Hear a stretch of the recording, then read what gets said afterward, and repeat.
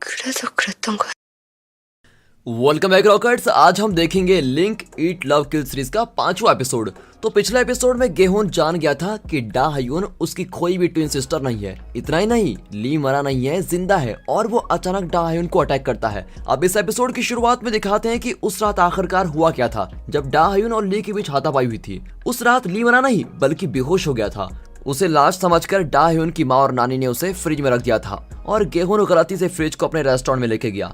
लेकिन जब ली को होश आया तो वो फ्रिज से बाहर निकला और तब वहां रखे हुए चाकू से उसने अपना कवर काटा और वहां से बच निकला था। वो चाकू लेकर डा हयून को मारने के लिए रोड क्रॉस कर रहा था, तभी वो एक टैक्सी से टकरा गया। फिर ड्राइवर ने उतरकर उसे चेक किया था। अब इसके बाद क्या हुआ फिलहाल ये नहीं दिखाया जाता, लेकिन इस वक्त वो चाकू इसी टैक्सी ड्राइवर के पास है। अब ली अचानक आकर डा हयून का गला घोटने लगता है और इस तरह मामला बहुत ही सीरियस हो जाता है। और तब अचानक डा हयून चौंक कर उठती है और तब पता लगता है कि ये सब तो एक सपना था, ली वापस नहीं आया है। उसी वक्त वहाँ गेहून भी चौंक कर उठता है, लेकिन गेहून ये मानता है कि ली कहीं ना कहीं तो जिंदा जरूर है। अगले दिन गेहून जॉगिंग कर रहा होता है, तब उस एरिया की लेडीज उससे पूछती हैं कि तुम्हारा क्या नाम है और इससे पहले तुम कहाँ रहते थे, तुम्हारी फैमिली कहाँ है, वगैरह वगैरह। लेकिन गेहून कुछ नहीं कहता और वहां से जाने की कोशिश करता है, पर वे उसको छोड़ती नहीं और उसका नाम पूछती रहती है। अब वो अपना नाम बताकर वहां से चला जाता है।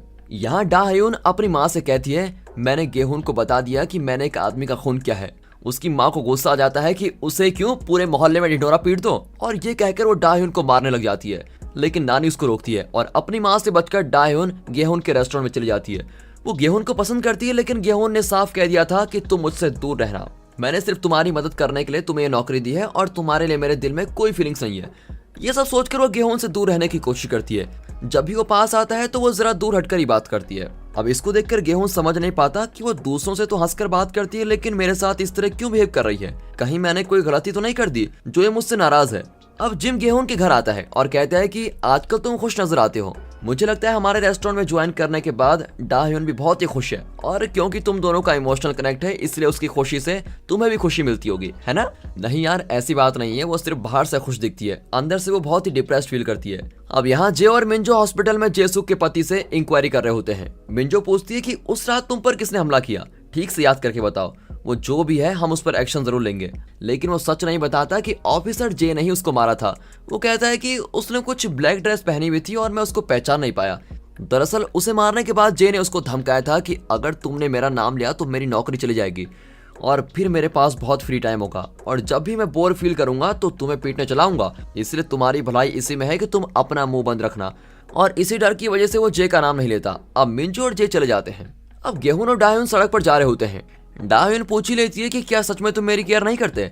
लाइफ में किसी ने मेरे बारे में इतना नहीं सोचा जितना तुम सोचते हो। तुम हमेशा मेरी मदद के लिए चले आते हो। मेरे पूछते ही तुमने मुझे अपने रेस्टोरेंट में नौकरी भी दे दी थी। अगर केयर नहीं करते तो ये सब क्यों करते? अब गेहून कुछ कहने ही लगता है कि अचानक डा हयून एक तेजी से आती हुई कार को देख लेती है। फिर पलक झपकते ही वो गेहून को पकड़कर दूसरी ओर खींच लेती है। यार पागल हो क्या, मुझे धक्का क्यों दिया? फिर डा हयून एक्सप्लेन करती है कि वो कार बहुत तेजी से आ रही थी और अगर मैंने ऐसा किया नहीं होता तो हम दोनों ही मर जाते, समझे? अब गेहूं चारों ओर देखता है लेकिन वहां पर कोई कार नहीं दिखती। दोनों में फिर आर्ग्यूमेंट शुरू हो जाती है, लेकिन जल्द ही वो आपस में सुलह भी कर लेते हैं।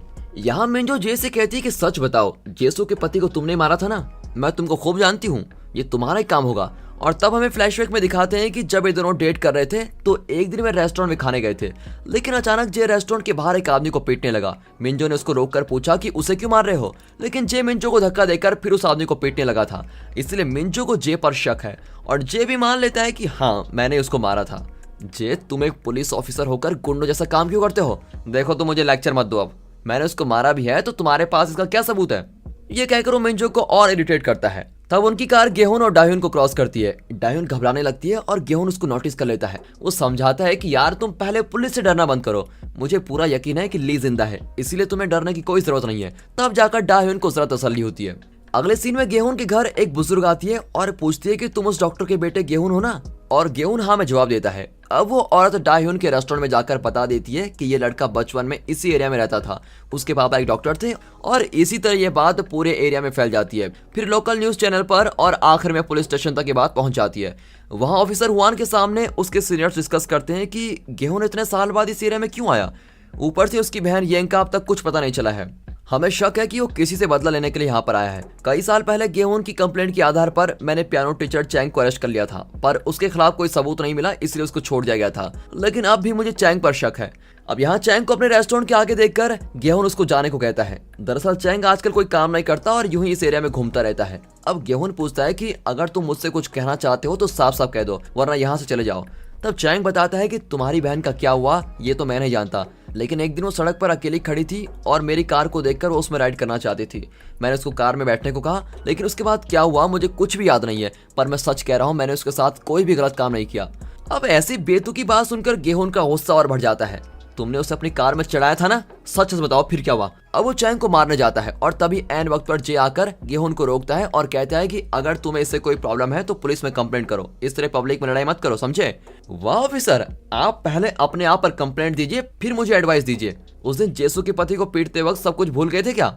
लेकिन जे कहता है कि मैंने किसी को नहीं पीटा, तुम बकवास मत करो। अब रेस्टोरेंट में जिम यूगेन को गेहून की सारी कहानी बताता है। गेहून बचपन में इस एरिया में रहता था और एक दिन उसकी बहन येंग खो गई। गेहून को लगता है कि किसी ने उसकी बहन का खून किया है और वो उसी खूनी का पता लगाने के लिए यहाँ पर आया है। अब यूगेन सोचती है कि अगर मेरे भाई ली के साथ भी किसी ने कुछ ऐसा किया है तो मैं उस कातिल को जिंदा नहीं छोड़ूंगी। अगले दिन गेहून जॉगिंग करते हुए लौटता है तो एरिया के लोग उसको अजीब तरह से देखते हैं और हर तरफ यही बात चल रही होती है कि वो अपनी बहन के खूनी से बदला लेने के लिए आया है। फिर उन्हें इग्नोर करके गेहून अपने घर आता है और तब उससे पता चलता है कि ऑफिसर जे उसके घर के पास से शिफ्ट हो गया है। न जाने अब गेहून पर कैसी मुसीबतें आने वाली हैं।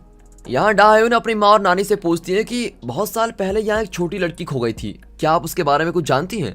उसकी माँ बताती है कि उस वक्त हम इस एरिया में नए नए थे, इसलिए हमको ज्यादा कुछ पता नहीं है, लेकिन उनके चेहरे से साफ साफ दिखता है कि वो दोनों कुछ छुपा रही हैं। अब अगले दिन यूगेन को दिखाते हैं। वो फैसला कर लेती है कि किसी भी तरह ली का पता लगाना ही होगा, न जाने उसके साथ क्या हुआ होगा। ली के पास डाहयून की कई फोटोज थे, मतलब डाहयून ली के बारे में जरूर कुछ छुपा रही है। तब डाहयून की पुरानी कलीग उसकी माँ से मिलने आती है, पर यूगेन को वहां देखकर वो बिल्कुल ही हैरान हो जाती है।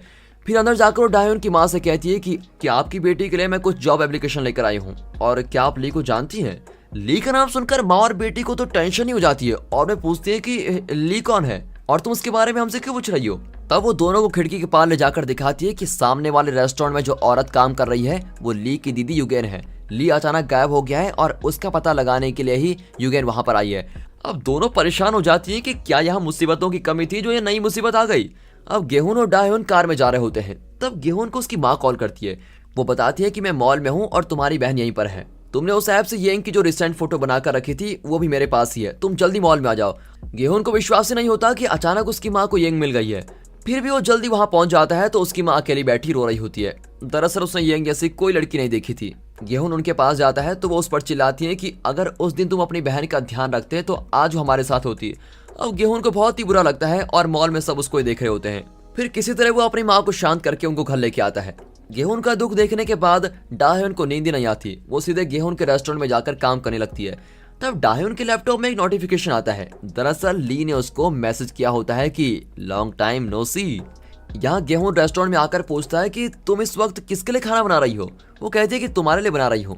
जब मेरी कोई प्रॉब्लम होती है तो तुम मुझको 5 स्टार होटल से भी अच्छा खाना बनाकर खिलाते हो, अब मेरी बारी है। और ये कहकर दोनों कोई अलग ही डिश तैयार करते हैं और साथ ही बैठकर खाते हैं। डाहयून मॉल में हुई बातों को सोच रही होती है और गेहून भी उसकी हर सोच को फील कर रहा होता है और इस तरह उसकी आंखों में आंसू आ जाते हैं। वो पूछता है कि तुम उदास क्यों हो। डाहयून बहुत ही इमोशनल होकर कहती है कि आज मॉल में मैंने तुम्हारी असली लाइफ देखी है, मुझे नहीं पता था कि तुम इतने दुख के बीच जी रहे हो। डाहयून के रोने से गेहून की आंखों में भी आंसू आ जाते हैं और वो फूट कर रोने लगता है।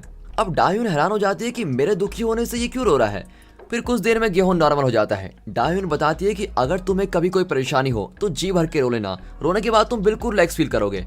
गेहून कहता है कि मैं अपने दुख की वजह से नहीं रो रहा था, दरअसल मैं तुम्हें एक सच बताना चाहता हूँ, पर पता नहीं तुम मेरी बात पर विश्वास करोगी कि नहीं। सच यह है कि तुम और मैं इमोशनली कनेक्टेड हैं। जब तुम हंसती हो, रोती हो, नर्वस होती हो, वो सब कुछ मुझको भी फील होता है। अब डाहयून कंफ्यूज होती है कि क्या सचमुच ऐसा हो सकता है, क्या ये सच कह रहा है या फिर मुझको उल्लू बना रहा है। और डाहयून के इसी कंफ्यूजन के साथ ये एपिसोड यहाँ पर खत्म होता है।